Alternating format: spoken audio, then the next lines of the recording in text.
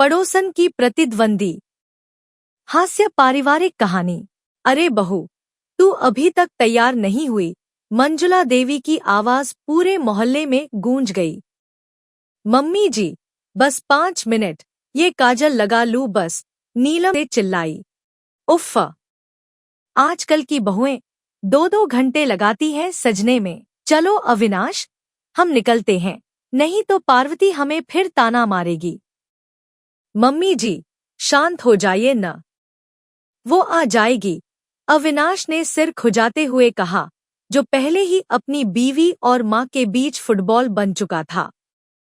आज उनके सामने वाले मकान में पार्वती की बहू अनन्या और बेटे की शादी की पहली सालगिरह का जश्न था। पूरा मोहल्ला आमंत्रित था, लेकिन मंजुला देवी का ध्यान सिर्फ एक चीज पर था, अनन्या कितनी सुंदर है और उनकी बहू नीलम कितनी ठीक ठाक है।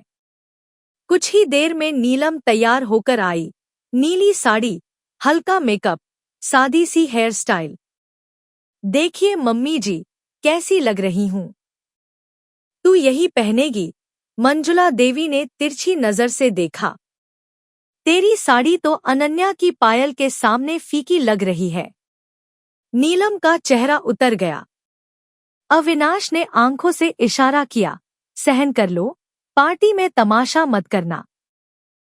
बैंक्वेट हॉल सजा हुआ था। चारों तरफ बल्बों की चमक, खाने की खुशबू और लोगों की हंसी गूंज रही थी। मंजुला देवी की नजर सीधे अनन्या पर गई। गहरी लाल साड़ी, हैवी मेकअप, बड़ी मुस्कान। वो मोहल्ले की स्टार लग रही थी। अरे मंजुला बहन, पार्वती आई। कैसी लगी मेरी बहू? क्या बताऊं बहन, तेरा भाग्य खुल गया। मेरी तो किस्मत फूटी, मंजुला देवी ने ताना मारते हुए कहा और नीलम को घूरा। नीलम का खून खौल उठा। तभी अविनाश को जोर से हिचकी आई। अरे पानी दो कोई। लाइए, मैं देती हूं। अनन्या झट से पानी लेकर आई।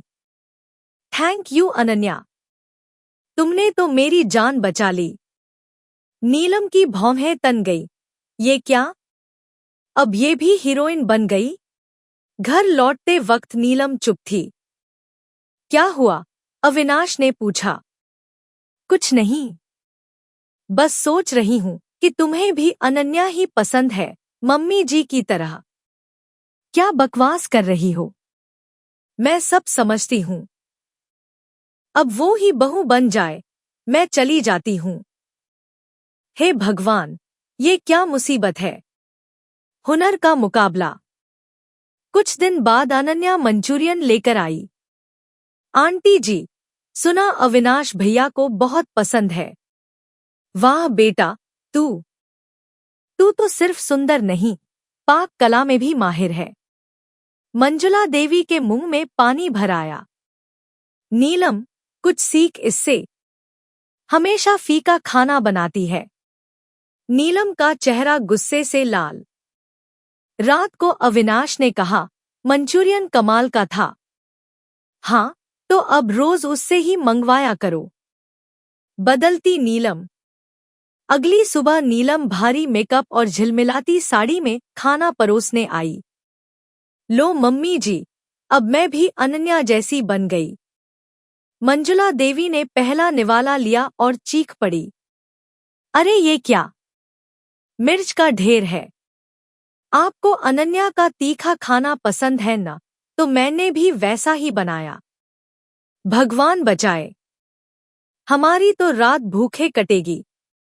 गीला फर्श और टूटी कमर। सुबह मंजुला देवी गिर पड़ी। अरे मेरी कमर।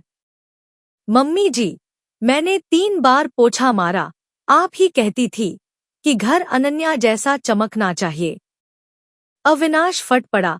नीलम, ये पागलपन है। सब कुछ अनन्या जैसा नहीं बन सकता। नीलम का अंतिम वार। मैं अब इस मोहल्ले में नहीं रह सकती। मुझे अनन्या की परछाई से भी नफरत है। अविनाश हार मान गया। ट्रांसफर ले लिया।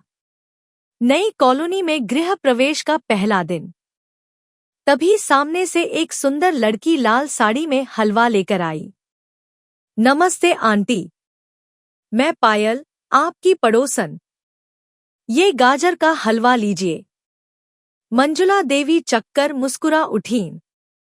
तू तो अनन्या की याद दिला दी, और शायद उससे भी सुंदर है।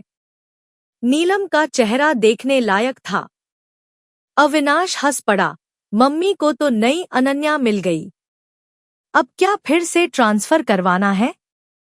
नीलम ने उसे घूरा। हे भगवान, मेरे नसीब में कभी सुकून नहीं। कहानी का संदेश: जलन की आग में खुशियां जल जाती हैं।